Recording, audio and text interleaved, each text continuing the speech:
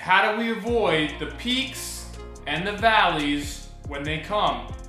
Coming What's up. up, everyone? I'm Michael, and I help people transform their consciousness, their relationships, their behavior, and their reality. Here we go. When we start to go through the awakening process, many things start to happen. The old can start to become new. Some things start to die in us, essentially, in other words. We start to question old belief patterns. We start to question information that's ever been told to us. We really start to just really question our reality. We start to see things that we never saw before. We start to hear things we've never heard before. And our reality really starts to question the old paradigm that we used to our mind used to kind of live in, right? So sometimes we can feel really, really good. And sometimes we can feel really, really bad.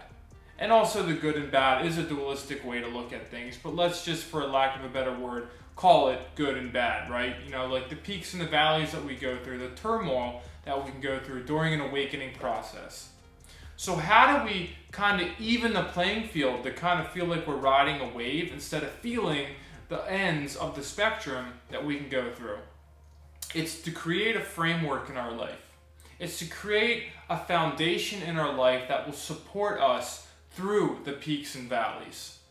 And I think there is a trifecta, a triangle that we can kind of put into our life if we take care of each avenue and we do these things every single day. It's a discipline that they will really carry us through. So what do I mean by a triangle? I mean this triangle, the physical, the mental, and the spiritual.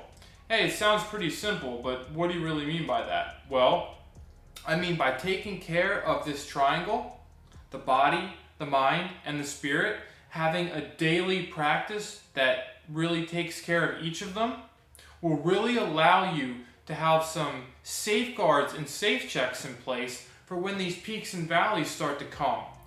Because really the true benefit of having a daily discipline and a daily kind of trifecta that we put ourselves through is when things start to kind of climb into the really good or climb into the really bad, we start to notice before they hit the tops and the bottoms.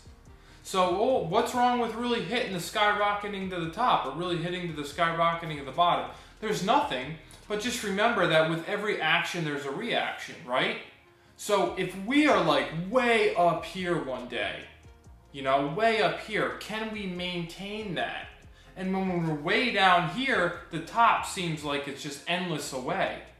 So I have found in my own life, in many people's lives that I've helped and I've worked with, is to help this kind of the wave mentality get into, to kind of ride these waves and to kind of stay in this center flow of things. And what you really start to see over time during our awakening process is that this center flow, you can actually start to rise the whole river. And when that happens, the whole flow starts to become in a higher vibration. Instead of dinging all around all the time, you just start to ride the wave, get really good at riding this wave here, and then the wave goes up to a higher vibration, you're riding the waves up the vibrational ladder instead of feeling like you're getting thrown all over the cosmos. Back to the triangle. What do I mean by that? Okay, we got the physical, the mental, and the spiritual. Okay? We create a discipline in our life, whatever that looks to you, that is going to take care of each of these elements in our life. And be very specific with yourself. You know yourself. Be reasonable with yourself. And more importantly, be honest with yourself about what is going to work for you on a consistent daily basis. So for me, yoga has been a staple in my life for years now. I've studied it, I've taken classes, I've even taken the teacher route.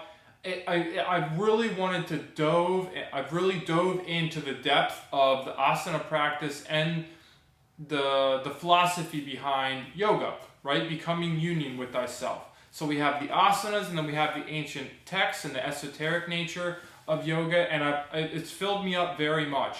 But it's also given me the tools that I needed during my peaks and my valleys. For instance, I have a self-practice that I do, a yoga practice. I don't need a teacher.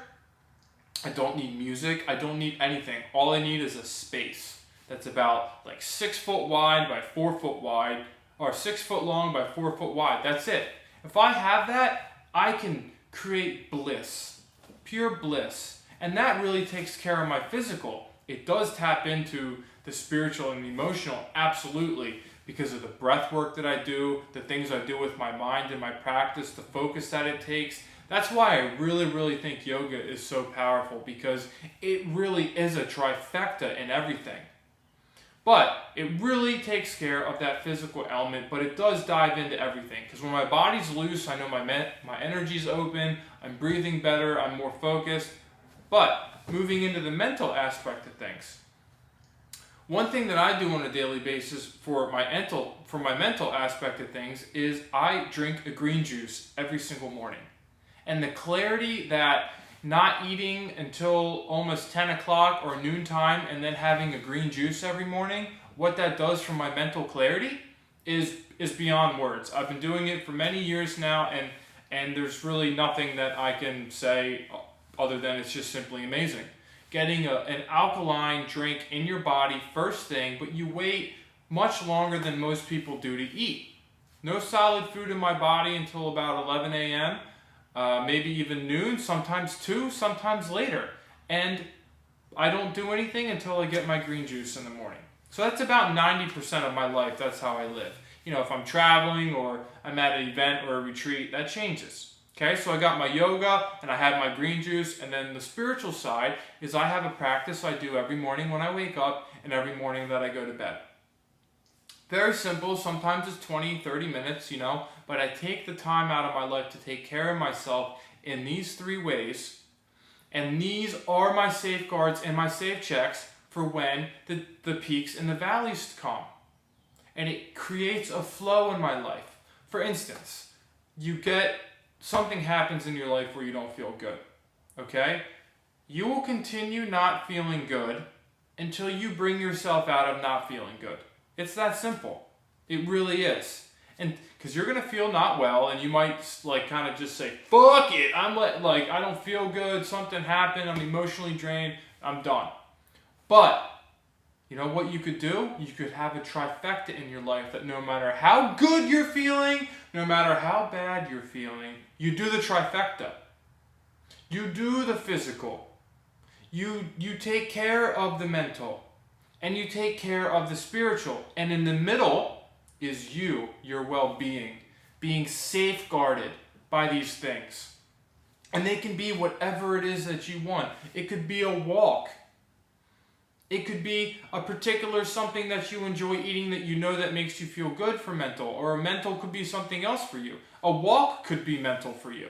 And you could go to the gym and lift weights for your physical. It could be whatever you want. All I'm saying is to create your being with a framework.